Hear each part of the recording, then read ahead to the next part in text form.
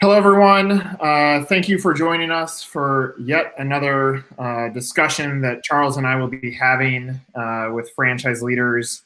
We have two excellent ones to provide their opinion to what's going on in franchising. We'll be joining them in just a second. Let's go ahead and see if we can get Charles. Just some opening thoughts on just general the amount of content that we're putting out there, what people should be looking for, just overall thoughts as we've taken on so many conversations over the last 2 weeks on how franchise executives are dealing with this storm. Yeah, we were discussing earlier that no matter how much we all plan or have webinars or discussions, there's so many variables here. I'm in New York, Jason's in New York. I mean, things are accelerating here right now. What we have found is all of the conversations, I think there's a consensus in the franchise leadership community about how they're approaching this crisis. First and foremost, franchisee communication, solidifying financials, and it's just been an overwhelming community response. And what I find really interesting is these leadership conversations we've been having with leaders like Jason and Scott, because we get to see the particular application, how they're focusing on the crisis, and really next steps where the opportunity is going to come from. Yeah, I mean, we've had a lot of discussions, and I think one of the truths that has come out is there really are no truths. We're playing this day by day. It seems like I just was doing an interview with a restaurant trade publication, and the analogy that I said is like a roller coaster that has 3 aggressive upside down turns. I feel like we just went through the first one, and I think some of our clients are trying to navigate this. Now on the opposite side of this, we feel really good about what can turn from franchising because we've been trained through our careers that in a rough or bumpy economy. That's where the buyers come out. So I think for the franchise industry as a whole, there is this light at the end of the tunnel. I think there is. No, there's definitely a light at the end of the tunnel. We know it's going to end okay, at least from a business perspective, we hope. The question is, how do we plan? How do we get there? And the thing I'm grateful for, and I think what we're reaching right now is at least consensus and leadership conversations. So I'm looking forward to what Jason and Jim have to share today. All right. So as we're live, if you're in the Facebook community, you're on Zoom. We've extended the broadcast so that we could reach a wider audience. Please, if you have questions, go ahead and put them in your Facebook chat or in Zoom, and they'll get over to us. Ideally, put your name, your brand, and what your question is, and we'll have the experts answer it. Scott, I want to go to you first to have you kick this off. Give us kind of your state of your brand, your state of your mindset. What are you thinking right now? So as far as Big Blue Swim School, we're kind of on pause right now. We're to shore up our financials and reserve cash. We are still employing our swim associates in Chicago, and we are also, from a franchise development perspective, we had a pretty robust pipeline, and we're finishing out that pipeline, meaning closing. We actually are going to close this week on probably 6 units in Pittsburgh and Connecticut, which would kind of close out our pipeline so far for this year. Then we anticipate probably at least a 2-month kind of, once we get back at it, trying to build the pipeline up again to continue to grow the brand. What we do see also is real estate. On the real estate front, our typical square footage is about a 10,000 square foot retail box. And some of the more, seasoned or, high dense areas. And so those boxes have been very difficult to find. Now with the kind of direct correction here during this COVID-19 situation crisis, we're probably going to see some more of those boxes come available for us at some discounted rates. So we'll help our franchisees there. And then on the last front, I'd like to say is we are prepared to grow fairly quickly coming out of this. So we won't have to rehire and retrain folks. We'll be prepared just to really dominate. We've got some aggressive marketing campaigns to acquire some additional market share when we get back at it. And then the other piece was we're actually very not excited, but the loan rates have decreased as well. So this is a significant loan amount. It's a $2.5 million investment. So loans are much cheaper, and the terms of those loans from the SBA are extended. So that's the other positive coming out of this. But mindset-wise, Nick and Charles and everyone else on here, uncertainty makes people feel uncomfortable. So at times I have moments of waves of uncomfortable feelings, but for the most part, we have a great leadership team, incredibly focused on the long-term vision of this brand, and I think we're going to be okay coming out of it. So maybe Scott, before I move on to Jason, maybe one moment as you navigate this, and you're in Georgia, one moment that made this real for you, or at what point did you say, we better buckle up? Because, the franchise community, this is not a topic really at IFA, and you're talking about a little bit over a month ago, where we were not pushing this front and center, even though it was real around the world. It wasn't there, and then all of a sudden it was like a ton of bricks that had hit the entire industry. That point was real for you. Yeah, I think when we had to close the corporate locations, we felt we were pretty insulated from this because most parents would take their kids to swim lessons. Chlorinated water kills coronavirus. So, but then, when Illinois kind of did a shelter-in-place order, that's when it became real. Like, okay. And then here in Georgia, we don't have a shelter-in-place yet, but they have an order to, stay in your homes, 6 feet social distancing and things like that. And I do have an old colleague from Canada who actually has the virus, and concerned about him. He's 62 years old. He's got COPD. So chances are, he's in that high risk bracket. So. I think that's we were talking about this with Angela on a previous discussion we had. That's the gut punch. That is the mindset punch that throws people off the second that you know someone personally that's 1 degree separated. I think that's making it real for a lot of us. Jason, I want to go to you. Just general thoughts from you on what's going on in your business and in your life during this time.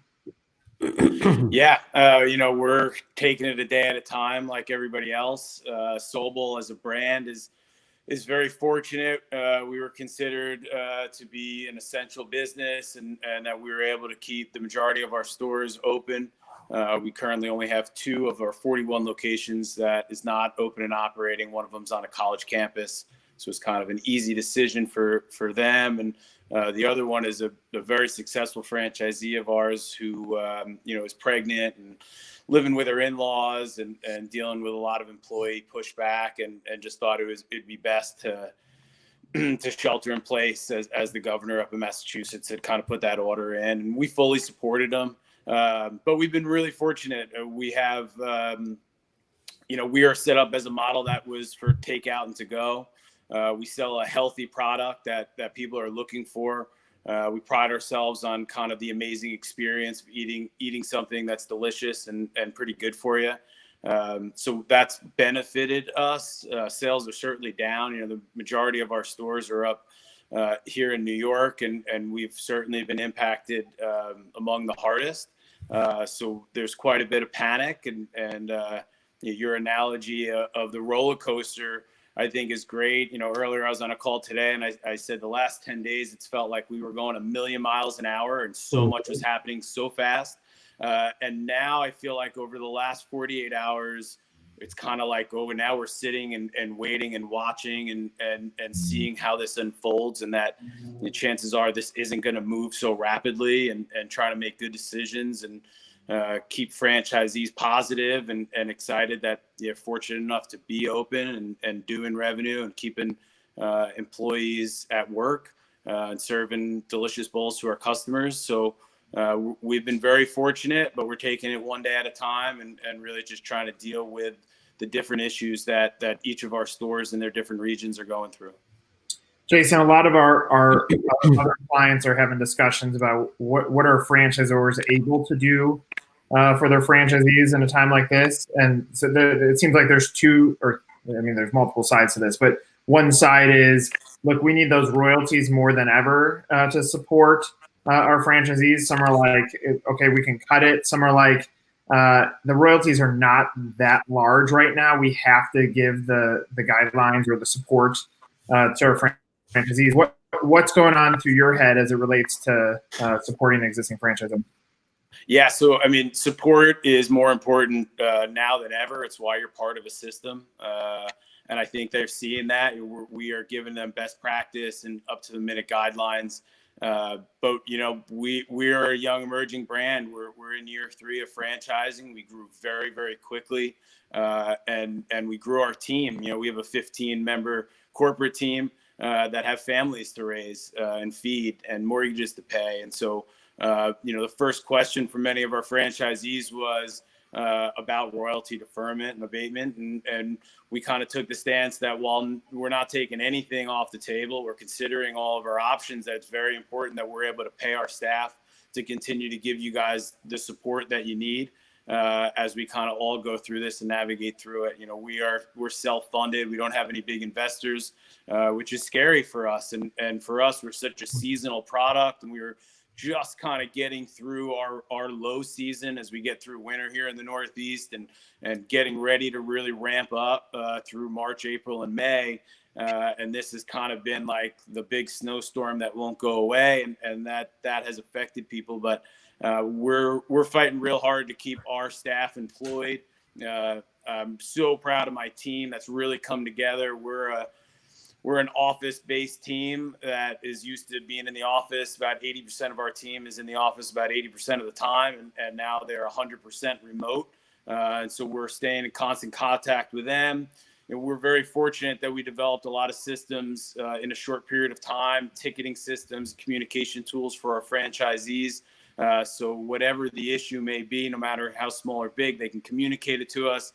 We can delegate it to the proper department, and they can work on it. So I feel really good that we're giving them great support, constantly working on marketing campaigns, different things that we can contribute to. Again, being fortunate enough to be open, there's some responsibility that comes with that. And so we're trying to work with some of these local charities and some of these upstart charities that are giving back to the people in need, some of the first responders and frontline workers in this cause. And so, yeah, so our stand right now is we need to continue to collect royalties. We're down significantly.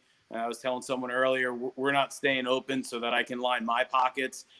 We're staying open so that I can pay my employees, so we can serve our customers and keep the momentum going. We've been on such a trajectory over the last 2.5, 3 years that we don't want to see this stop it. Really, we're taking this time to self-reflect, work on some internal stuff, and then be there for our franchisees so that when we come out of this, we're better than ever before. Yeah, I mean, I can't to go through this at the stage of the business that you're at right now. It may be a blessing. We started our business in 2008. And it's fascinating to look back at that time because it ends up being the opportunity, whether I recognized it or not. It ended up being the opportunity for us to grow. But it was a rough time. The first 5 or so clients that we had, they never paid. And therefore I'm hiring based on, all right, we got 5 clients. I can't pay them. One files bankruptcy. And, you know, it's almost better that I went through that time with blinders, because it is rocky. And now, you know, for you, you're going to go through arguably the toughest storm that we've ever had in our lifetime. Would love just like mindset. How are you handling that from just the pure mentality standpoint? Yeah, I mean, for me, I'm leaning on people who have been through things, right? I'm 34, so when 9/11 happened, I was in 10th grade. In 2008, I hadn't founded my company. I was, off surfing somewhere, right? So we're leaning on great support from the other elders, right? And I thought yesterday's webinar with Wingstop was great. He's been in business 27 years. And has been through all of these things, and so some of the things that he's learned, and so I've certainly been tuning into different webinars and reading different articles about people who have been through crisis before, and just trying to make good decisions based on some of their experiences, and that's kind of been our motto, because you're right, I haven't been through a crisis like this. None of us have been through something quite as grand as this, but we'll get through it. Yeah. Hey, Jason, the one thing that keeps popping up for me, especially when you were in the beginning stage of development, you insisted, I think, did a great job of keeping the footprint pretty light in terms of square footage for your locations. And I think competitors have larger boxes than SoBol does. I think that was a smart move and something you've been focused on over the number of years. What do you think about how do you reflect on that? And then also the advice when we did speak to the founder of Wingstop, I mean, on the other side of this, what's your thoughts about square footage, second generation locations, and maybe even, other opportunities for SoBol?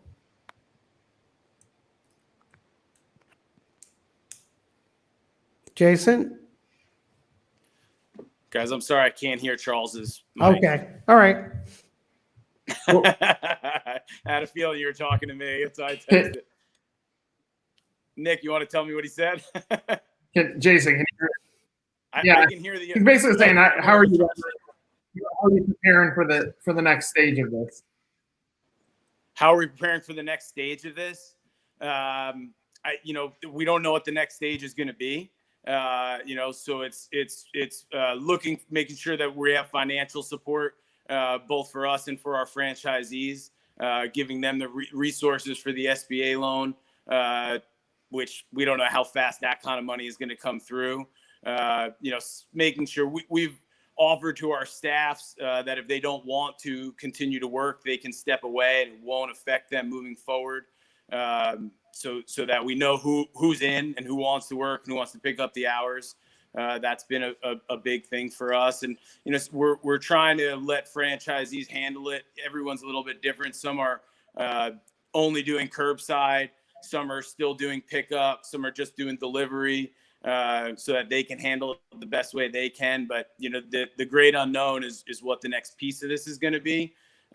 What we're doing so that when this is over is more like working on the ops manual, working on our mission, vision, values, things that were kind of initiatives for 2020 as it was of hey, we grew so fast. Now let's pick up the pieces and become the best brand that we can be. This has been an opportune time to really have some time to self-reflect and work on those things. So we're super excited about the opportunity moving forward. Similar to Big Blue, we have a pretty robust pipeline. We have a lot of stores in development, working with them to figure out there'll be some delays, but that we're going to come out of this stronger and better and have our biggest year heading into 2021. Scott, what about you? I mean, you went through franchisee in 2008. That I would love to hear that story and how you weathered that storm. Because again, the only reference points we have are points throughout our lives that we can look at and say that this is at least how I dealt with it emotionally and financially. So I lived in New York at the time, and I was the area director for Fitness Together, which was part of WellBiz, private personal training franchise, and we had about 35 locations. Some were a couple years old, some were probably just starting or in development. I basically had to spend most of my time when the stock market kept going down and down, and everyone was royalties went from $50,000 a month to 10 overnight, we had to basically pick up the phone and call every single landlord to send a letter to them and basically do try to get some rent deferral or at least some rent relief, which we were successful in a few of our locations. Then we did a royalty deferral where we would basically allow 3 months of royalty deferral, and then they would have to confirm that they're putting those dollars in the marketing spend to generate new customers. And those were, those were tough times too, because I was having to be on the road and support all these people, and I still had the same cost structure as if I was, generating $50K a month. And so we basically came to a decision in late 2009 to sell back to the private equity group that owned the franchisor. And then I took a position as their regional director of the Northeast. And that lasted about a year, and then I was laid off. And then it was, okay, what's next after 10 years of being with a brand? And that's when I relocated down here to Atlanta, and the rest is history. So, but those are the steps we took, and we saved a bunch of locations. There's still a few locations open now, but most of them we had to close, and that was difficult too, because people are losing their life savings. I mean, I would imagine, and it's interesting how these things work out. It's always like you look back in the media coverage or the stories that are being told in the moment, and there's so much pressure on our backs to try to do as much right as possible so that we can have our businesses live another day on the other side of this. But you hear like there's a lot of messages of optimism. Some people are being real about it and saying like, look, it's like this is brutal.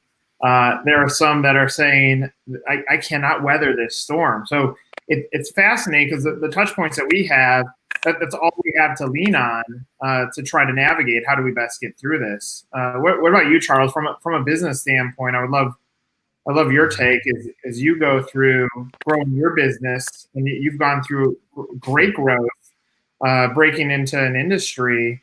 Like what's on your head as a business owner, not as an expert? Yeah. So, and I just reflect on this daily. So, right now I feel a big sense of obligation to my team and to my family. We've had a record year last year. We hit January, February on pace for another phenomenal year. And the only thing I'm focused on right now is just like we talked earlier, Nick, is building a runway, a path to land safely and to get our firm in full gear once this is over. I mean, we're in a similar place as you. Like, how do we build that landing pad? And I love that analogy. You've created it. I think it's a good one to think about, because every brand has to be thinking about this not only for their franchisees, but for their own businesses. And both Jason and Scott are with emerging brands right now. So the balancing act here ends up being super tough. I mean, Jason, what do you have to rely on mentally for a comparison for how to weather the storm, or what are you doing to seek advice in this during this storm? And any insights on that? Yeah, I mean, I've been leaning on mentors. I'm very fortunate to have great mentors within the franchise industry, but certainly mentors in my personal life, successful entrepreneurs that have given me good advice, that again have been through the storm. I am a very optimistic person. I bring a lot of energy. I think that's my biggest role these days. Is even before this, is I'm the motivator. We're all about putting smiles on people's faces. And so I take that job even more serious now. And in our kind of weekly calls with our team, that's the message is, and I took it from you, right? All storms run out of rain. And so let's just keep going. And we got this. And while we're bracing for impact, we're not just sitting around waiting for impact. we're going to go out and we're going to challenge it. We're going to challenge ourselves and see how productive we can be in unproductive times. And we're going to try to get out there and scream the praises of our brand and of all the great people so that we get through this. I think if you think positive thoughts, positive outcomes come out. And so I've really made it my mission to make sure that the people around me and the people we serve have positive thoughts. And our brand, plays on that well. It's a happy thing. We're all about improving people's day. Positive force, caring for others. Those are our values and our vision. So that's what we're leaning on. That's what we think is going to get us through this. And there are no answers. There's no playbook for this. So, we have limited resources. So I think it's being really smart, especially with our marketing dollars right now. A lot of great opportunities out there to brand, but the most important thing for me is paying my staff. And so you got to put certain priorities there. Let's support the system. Let's get the staff paid. Let's use what platforms we have with social media, especially to let people know that we're open. And there are some great media outlets that have, open their doors and have some sort of free advertisement or blogs that are letting the communities know what stores are open. So we've been trying to utilize those. But yeah, that's just, it's one day at a time right now, very much one day at a time. Let's flip the discussion a little bit to the future. Obviously, we are all getting our butts kicked in some way. Even those that are thriving, I'm sure.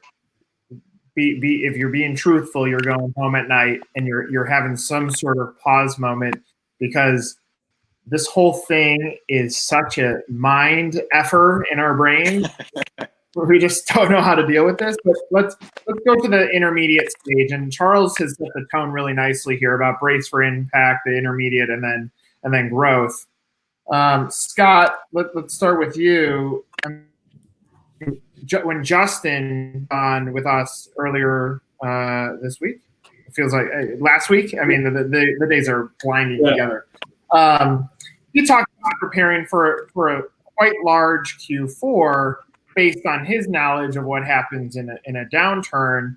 How do you get the right mindset when it comes to how you prepare for this? Because there are so many brands that they pump the brakes on development and then they play catch up when everybody else is a few inches ahead of them. Like, how are you guys navigating this from a development standpoint? Because for an emerging brand, both you and SoBol, out of the gates, both of you have performed against the norm. So you're coming in to opportunity, I would assume, but would love your insights on how you're approaching development. Well, I always know the comeback is greater than the setback, meaning this is a small setback in the evolution of our brand. In every situation of bubble, you have that kind of correction or downturn or pause or uncertainty. It always comes back. The American spirit is so strong, and people, like Jason, who like in 2001 when I was out working already, and he was just in 10th grade. He's got that spirit coming out of school and everything. He's starting a business. We're just going to have more and more innovation. What's going to happen here is you're going to find that more brands, more companies are going to see this as an opportunity to change either consumer behavior or how their employees do business. And we're all working from home now, and people are still being productive. Some people are trying to figure it out. I've always worked from home. And we have people spaced out all over the country from our brand, and we're working as a team on Zoom, having multiple calls on a regular basis, and still getting stuff done. What I'm doing right now to prepare for the growth curve is there's a lot of little things in our process that we wanted to tighten up in our technology, little things we wanted to, more insights on and dashboards we wanted to create. More scripting and manuals that we wanted to create that for other employees as we hire them to be more efficient and consistent in their messaging when we're talking to candidates. Sorry for the background noise. My little guy's home and he's hollering in the back. So, you got that too. Everyone's trying to balance the work from home and the kids being home too. It's a whole new world we're living in. But I do think we're going to come out of this. stronger than ever. Like I said, there's going to be a lot of great minds that are going to say, hey, wait, we don't have to go back to how we did it before. We can do it better this new way and be more efficient. So anyways, that's just my thoughts. I think that it's going to be consumer change in behavior, things like that. Hey, Scott, could you hear me? I can hear you. I can hear you great. So, Scott, I'm curious. Earlier, you said about you guys are focused on aggressive marketing campaigns, right? Mm-hmm. So, just, I mean, not the detail, but what's your focus when you're saying aggressive campaigns? So we have always a pre-sale promotion when we open up to try to get enough swimmers in the water as soon as possible when we open our doors. So when a facilities that are already open, some of our competitors are going to they hire a lot of part-time employees. All of our employees are full-time and fully trained. So when they get back at it, if they're going to want to build more capacity in their pools and hire more people, they're going to have to train those people. And, it's going to take them some time to do that. We're going to come in and say, hey, consumer, you don't have to wait 3 months to get into your competitor's pool with us. You just can sign up immediately. And by the way, we're going to give you such a steep discount, you can't say no. And then once they get in with our, facility, they're going to also see how easy it is to use us with our tech-enabled lesson buddy and how we help kids progress in the pool. Jason, Jason can't hear me, right? No, it's okay. You asked the question. I'll relay it over to him. No, well, I mean, it's for both though, Scott. I know Scott and Jason, but Scott, I know you closed out your pipeline, right? Of your, what do you expect a different conversation going forward with your new pipeline? Are you guys preparing for that? Yeah, I mean, I have I wouldn't call them canned answers, but we've got some things that what I'm learning too is we actually have a pipeline behind our existing pipeline. People that have the capital and wanted to deploy it see this as you can't own the public utility in their market, but you can own the swim school. And so they're seeing this as one of those long-term plays where it's a safe bet on their money. Parents are always going to spend money on kids to learn to swim. They're just always will. So it's fairly recession resistant. And so, the investors that have the capital are actually still talking with us and engaging with us. We just can't have a live discovery day, so we can't, have them come to Chicago to our diving day and see a facility. That's the only downside. We'll be able to do that hopefully in May, and we'll get right back at it. Jason, basically the question is like, how are you going to approach your pipeline on the other side of this? And maybe just a generalistic question of how's your brain around development on the other side? We're having such big growth.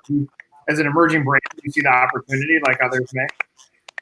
Oh yeah, I mean we're still getting leads. Certainly not like we were getting leads, but we're still getting leads as of this week, which is great. We're still, doing virtual kind of discovery days or telephonic discovery days, just not nearly as many. Our bigger holdup is the development. We have a number of people who just signed leases, a number of people who are mid-construction, who are going to the Department of Building and saying, we're not accepting applications.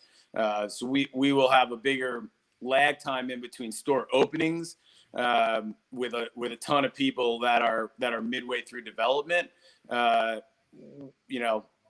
Leads haven't been our issue.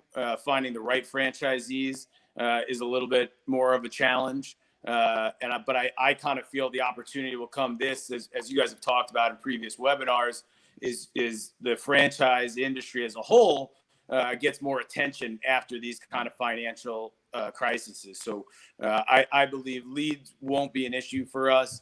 I'm not, this year going from 0 to 40 in 2.5 years. I am not super caught up with how fast we sell franchise stores. I'm more caught up in how well we operate, how much we develop and mature as a brand, and helping those that we already have on the books get to the finish line and get their stores open and start recuperating some of that investment. So much more of our focus is on that than it has been, really ever has been, on selling new units. I'm a big believer that there'll always be buyers out there, and that we need to position ourselves to be as attractive as possible. But we have a very soft sales process. We don't hammer the phones calling people. We want them to call us. We're not going to convince someone to franchise with us. We want them to be banging down our door, begging us to allow them into our system. So the better our system is, the more people that'll be banging on our door. Yeah, I mean, my response to your comment is that is how you're actually going to sell franchises. I mean, every brand right now is going to be remembered for what they did or did not do during this time, and it really, and my feeling has always been that great franchises that treat their franchisees super well are ultimately the brands that end up having the greatest growth, because the best sales tool for franchise growth is franchisees. So purely that mindset of you saying, I'm going to impact my franchisees and my team through today should, on the outcome, set you up for great possibilities on the other side. Yeah, we agree completely. Charles, what else are you hearing from your clients on the timing of franchise development? Nick, in terms of franchise development? Yeah, like how are they? Are they even? Is it even top of mind? I mean, you and I have talked so much about this that I would love your insight on that. Yeah, so I think we're at the crisis point, that brace for impact point. So our clients right now, the past 2 weeks have been focused on franchisee support, communication with landlords, potential incentives or franchise fee deferrals. So I think these past 2 weeks have been crisis mode or crisis mitigation mode. Also, we have brands that are adapting, whether they're real estate, restaurant that's adapting to their takeout.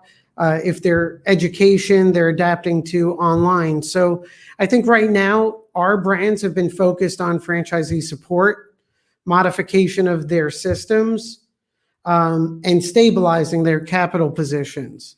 But now, as this week moves on, the conversations are turning toward, hey, we've demonstrated a lot of good things so far, whether it's entering online markets or having different avenues of growth where they're starting to reevaluate their franchise development strategy. I think some of them are also coming to the conclusion that there are good opportunities. There may be good value in media.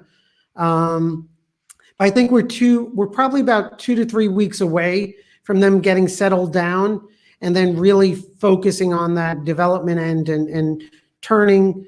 A lot of our brands haven't shut off their digital, and I think that's smart because it's like anything else. You don't want to have to turn it back on and go cold. We're still seeing deals close. I mean, I had calls last night, just timing certain contracts getting out so we could get them signed the right time. But I think we have 4 franchise agreements signing this week. And we have a bunch set up in DocuSign ready to be signed early next week. So, I mean, activity's still happening.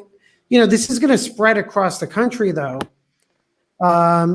And you know, especially on the coast, right? Whatever's going to happen in New York over the next 2 to 3 weeks will most likely be happening in California, could be happening in other big city centers. So I don't think they're going to come fully online with development.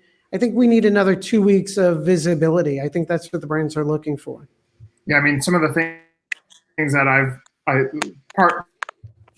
past 2 days. One, now is the time to build up your foundation. It's going to be slower. That doesn't mean that the researchers aren't out there still doing their homework, and there might actually be more people. One client that I was talking to today, they've seen a tremendous uptick, almost double the traffic to their development site this month over any of the previous 6 months. Not in leads. Leads are not up, but the amount of traffic is. So that's a good indicator that people are starting to do their homework and trying to narrow down what they're looking for.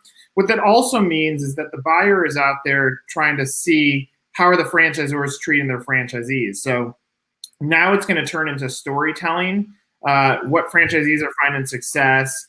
What are franchisors doing to win? Like, this layer is going to have to be there to help solve that. Next, I said, now's the time for you to get in front of the brokers, for any franchise brokers as a part of your sales toolkit. You should be having communication with them, because as much as they're going to say, like, things are great, we're talking with everyone, they're not. They're stressed too. So use this as an opportunity to communicate with some of the brokers to say, here's why our opportunity makes sense. This is what we're doing to protect our franchisees. I think there's going to turn into some creativity at some point where franchisors might say, let's defer part of the franchise fee just to get you into the pipeline. Because some brands take a restaurant build out, could be a 12-month run, maybe sometimes longer than that, from point of finding real estate to LOI to build out to opening. So now we're really talking about openings in 2021. So when you change the mindset to say this is the foundational building period, it changes the scope. Yesterday, Charles and I talked a lot about the funnel. In my opinion, this, but it's actually been flipped on its side and then spread out because we have people that are in the research stage. We have people that were quality and ready to buy 2 months ago. They didn't go away. They just paused a little bit. You have the ones that slammed on the brakes. Call those your dead leads. This is an opportunity to re-engage conversations with them, maybe in a webinar standpoint that is exclusive to them. I'm like, hey guys, we want to give you an update of how we're treating our franchisees. That would pique my interest as a buyer. I would sit on that. That doesn't mean I'm going to buy tomorrow. And then you actually have those that are ready to buy that are active.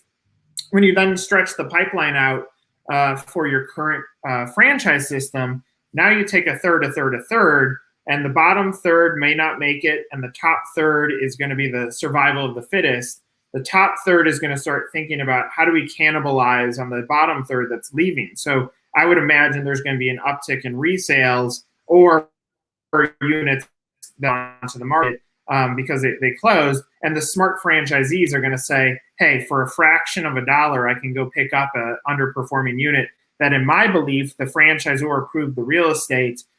Therefore, it was a good investment. Let me try to recapture that at a discounted price. So it's really interesting because from an investor standpoint, it is like, here's my active analogy in my head.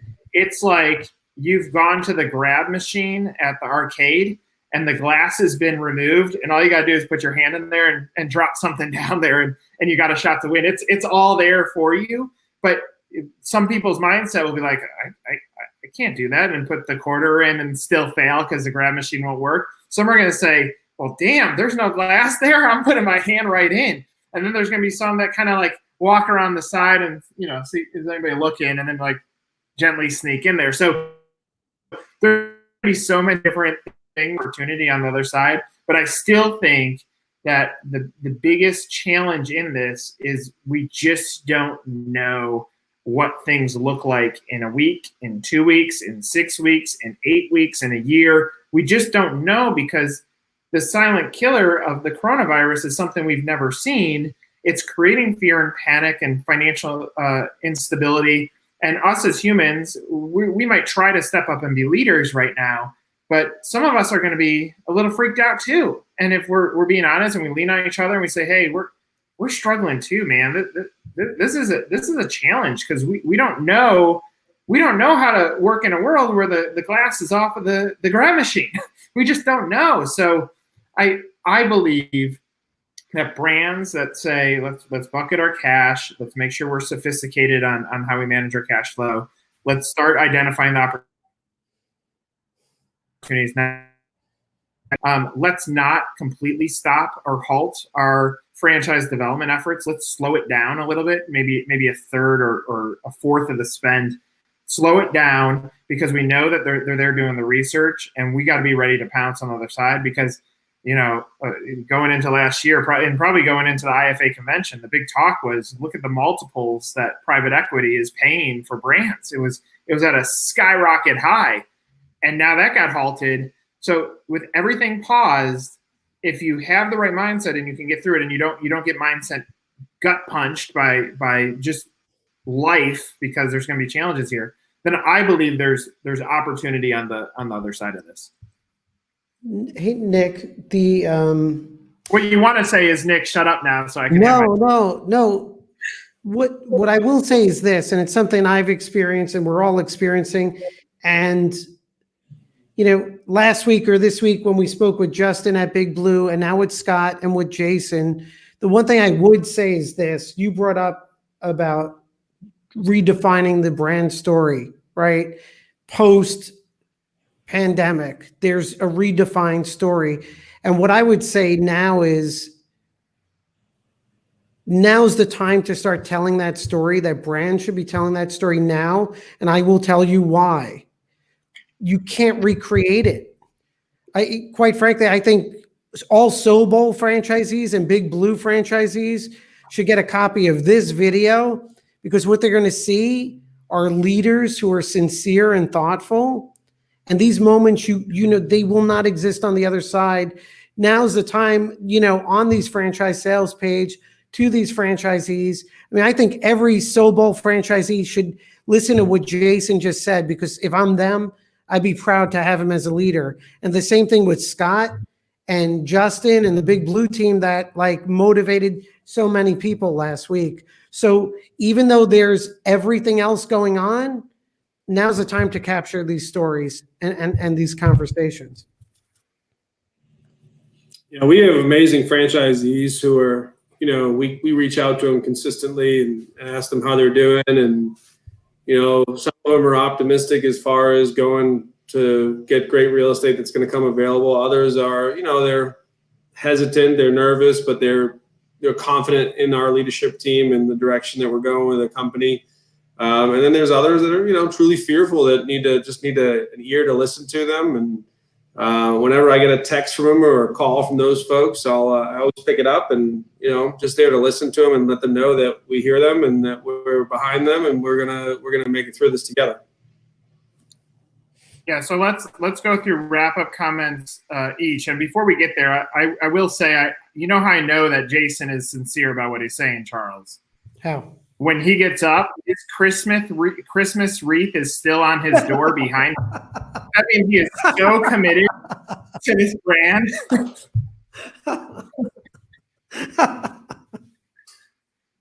It's an Easter wreath. Oh, okay, all right.